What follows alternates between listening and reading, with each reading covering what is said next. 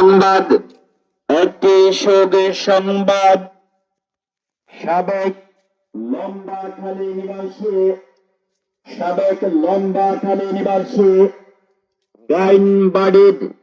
গাইনবাড়ির বর্তমান রামদয়াল বাজারের উত্তর পাশে মোহাম্মদ আব্দুর রহিম মিয়ার বাড়ির মরহুম বজলু মিয়ার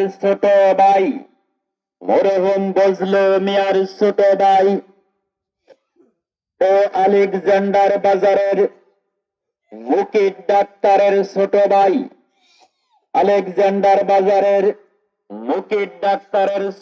ভাই মোহাম্মদ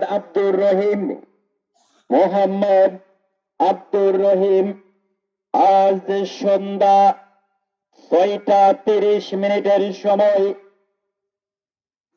লক্ষ্মীপুর সদর হাসপাতালে ইন্তেকাল করিয়াছেন।